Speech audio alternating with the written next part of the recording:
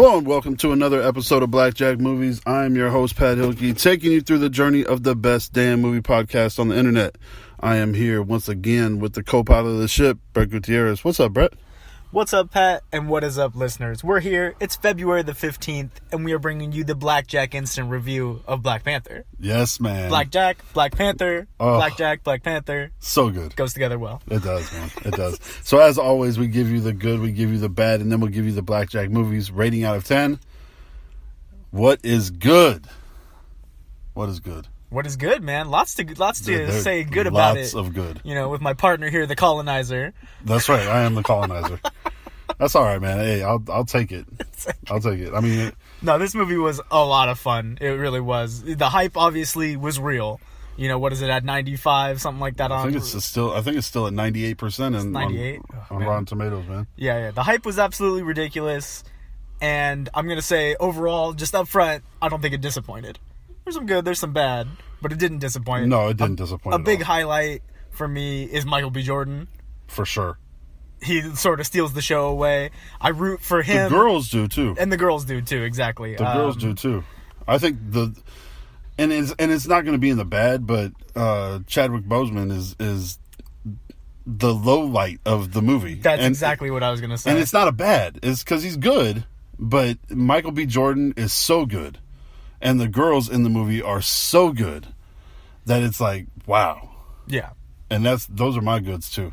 Michael B. Jordan was killer. Amazing, he is. Yeah, I've heard it build up as he's one of the better villains, for sure, behind Loki in the Marvel universe. And I would say, yeah, he probably was. No, it's a definite, and that's my other like big takeaway.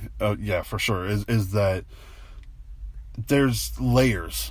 And when you can have a character that has layers, then you can see things from his perspective. Yeah, and they did a good job with that. Like, not only was his father murdered by Chadwick Boseman's father.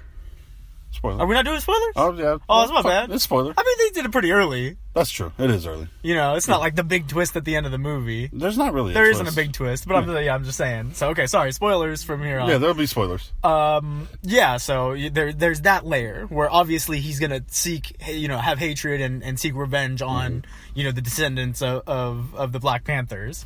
And not only that, is he has this sort of, he belongs to Wakandan, he is Wakandan blood, but was born and raised in America in Oakland, California, right? Because his father was a Wakandan spy, right? So there's this hatred of, those are my people, but I'm also shunned by them because I've never been a part of them. Yeah, you left me. Yeah, they left him there. They abandoned him after they killed his father in America to grow up on the streets. Right. And so you're right, exactly. You hit it right on the nose. There's so many layers to this bad guy, and it didn't need Michael B. Jordan a ton of screen time to deveop it, just with the story alone. Sure. Yeah. And then him being, which is a credit to Ryan Coogler, and this dude is 3 for 3 now. Fruitvale Station, amazing. Creed, amazing. Above amazing. Like, Creed is still like one of those movies that I go to if I need a pick me up or whatever. Creed is that movie because it's just so well done. And now Black Panther, another amazing film. Ryan Coogler is turning into one of these filmmakers that you need to watch out for, because when his name is attached to something, you need to go see it. It's a must. It's not a I can catch it on Netflix, or I'll catch it on DVD, or I'll catch it on this, or I'll catch it on that. No, it's getting to be like a first night when that thing opens. You must put your butt in the seat and watch it. Yeah. And that dude is it's filthy. Like, that's how nice he is. Mm-hmm. I agree. And Michael B. Jordan, once again, is his muse in some way, right? Really, and he's in every single Ryan Coogler movie. There's only been 3, but he's been all of them, and he's been one of the main characters. One of 2 main characters in each of those movies. And it's just amazing, man. And the levels and the layers that Michael B. Jordan has in this movie throughout, and I mean, let's not get into looking like Chris Hemsworth either. Yeah, dude. Like, when this dude takes off his shirt, like, it's like, looks like an action figure. Like, it's so stupid, man. Him and Hemsworth, man. Like, it's not fair. It made Chadwick just look sad. Yeah, it's like, I want him as king too. Like, this dude took off his shirt. I'm following this guy. Yeah. I'm like, he's got like a 9, 8, 10 pack rocking. He's got, bulging shoulders. triceps. Like, it's like ridiculous, yeah. Man. Like I leaned over to you and I said, this dude's already ready for Creed 2. Yeah, you should start filming right now. He doesn't even have to like work out for Creed. Like, he's already ready to go. And Chadwick takes off his shirt and he's all right. He's all right. Great too, but man, he just puts him to shame. Makes him look like an old man. He really does. Like, damn.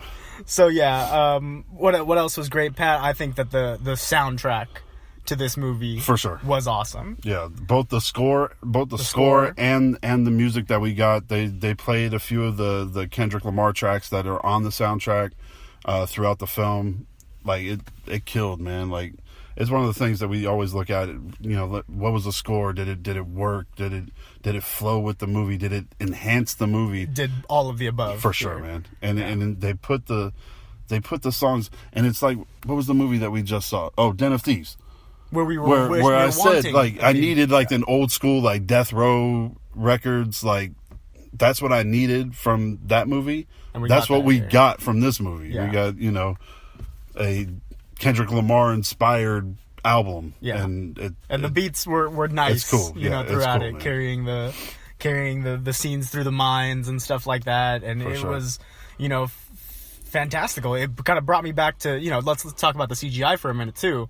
Wow, was killer. It made me think of like Avatar for some reason with how cool this Wakandan I think planet it's was. The purples and those, it's the crazy those neon deep purples. colors. There's like, with everything else being dark. And, exactly. And then I think that's what it does this. because I thought of the same thing. Yeah, like it's really like Avatar-ish, and that's what it really was. Is like these neons messing with these blacks, these purples, these blues. It's really like using shadows, and it's crazy, man. Mm-hmm. For sure.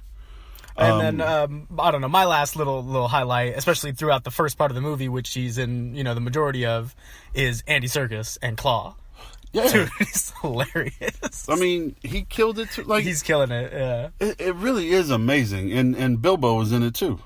He plays the other. He plays the Bilbo Baggins from Lord of the Rings. I mean, not Lord of the Rings. Hobbit. Yeah. Oh, really? He plays the other dude, the other white dude. Interesting. Yeah, there's only two white dudes. Only two white dudes in the whole movie. Yeah. Well, he's the CIA Martin Freeman. Yeah, Martin Freeman. Yeah. Oh, okay, he played Bilbo. I was thinking of Lord of the Rings. That Bilbo Baggins. That guy's super old. No, the Hobbit movies. Yeah, not movies. Not Lord of the Rings, but yeah, he played Agent Ross. Yeah.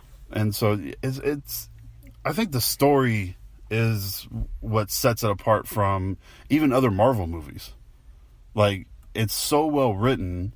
And like you said, Michael B. Jordan didn't need a lot of screen time before you were already invested in his character. Yeah.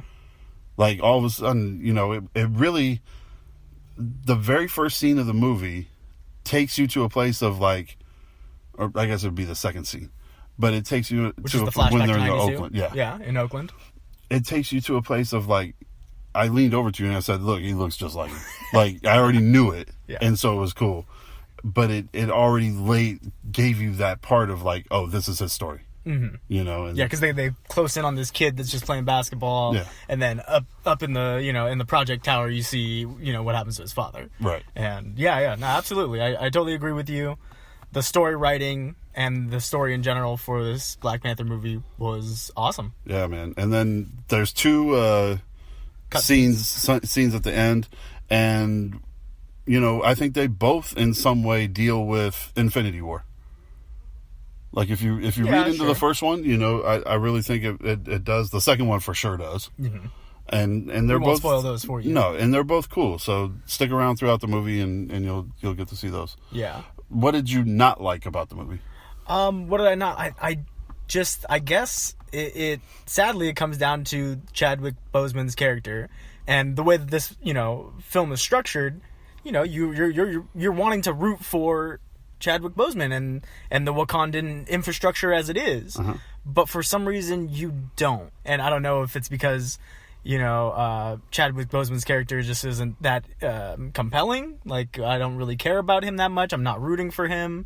And then also his sort of politics in the beginning of the movie is, we only help our own and stuff like that. And I guess you see the other side of Michael B. Jordan, who wants the Wakandan technology to be spread throughout the world in a horrible way, mind you. For sure. But at least it's getting something done. Yeah. You know what I mean? I mean, he's sick of seeing people of all cultures, basically, being oppressed. And by the conquerors. Yes, I am a conqueror. I mean, that's just going to be my nickname from now on, man. Was the conqueror the colonizer? The colonizer, sorry. No, the conqueror is too cool of a nickname. That is pretty, colonizer. The colonizer. But yeah, like, he wanted to stop the oppression. Yeah. No matter what. And he wanted to go about it in a wholly different way, but yeah, of kill the infrastructure around the world and have Wakanda rule everybody, which is obviously a little crazy. But for some reason, I still rooted for him more than I rooted for Chadwick Boseman.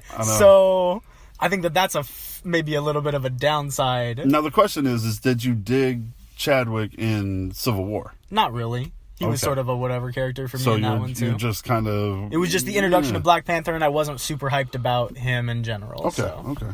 So that's because I really liked him in Civil War, so I can see what you're saying, but I didn't take it as a negative in this one. I just thought that the girls in this movie are so killer, and one of them is Lupita Nyong'o. And then you have the girl from Walking Dead, Denai Guerrero. Yeah, who plays. Sorry if we butchered the name. Who plays Michonne? And then obviously. Latalia Wright. And she kills it. Kills it. She's hilarious. Yeah, she plays the sister. His little sister. And Boseman's little sister. She's hilarious in the movie. Yeah. You root for her. I root for her. Sure.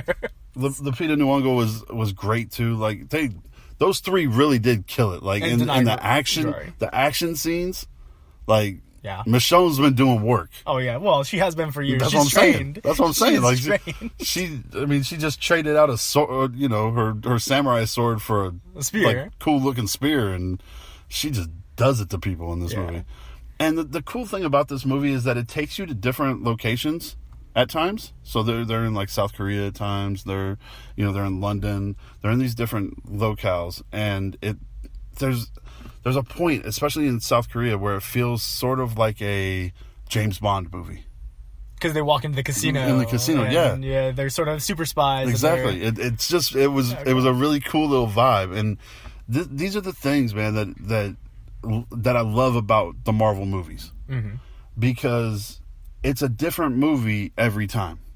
You don't get the same cookie cutter type movie from Marvel. Like it's a different type of movie. So you'll get your comedy movie from Thor Ragnarok or from Ant-Man.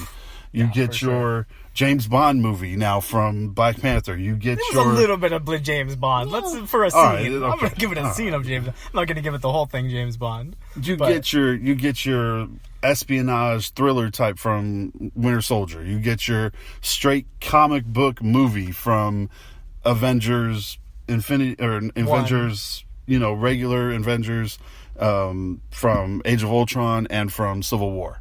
Like, those are your three, like, just balls out comedy or comic book movies, right? And this one is just another thing that we're going to see. And, now you're going to add in, maybe Venom into this, which is going to be like a horror movie. And well, that's Sony, right? That's by Sony. It's in the Marvel spectrum. I mean, he's got to have some kind of Spider-Man, but that's a different podcast. But we saw the preview today for that, and Venom it's going to kick ass, man. I can't wait. Tom Hardy, man. Oh, it's going to be so good. I don't have any bad. No bad. Just piggyback off my bad, huh? Yeah, but it's not really bad. Like, to me, I was like, because I like Chadwick in Civil War, so having him be a little less than character in this doesn't hurt my feelings, because Michael B. Jordan is that good. Yeah. Because the girls were that good. Like, if they were just okay, and if Michael B. Jordan's character was just a normal, everyday Marvel bad guy and not up there with Loki and up there with Michael Keaton as the Vulture, then we would have had some problems with this movie. Then I think Chadwick's performance would have been better, maybe, and we would have looked at it a little bit differently. Okay. And I dug it, man. I dug it. Cool. Let's get to the rating now. Oh, I'll give you one. My last. No, there's no. My last good. No, okay, good. Okay, good. The final fight.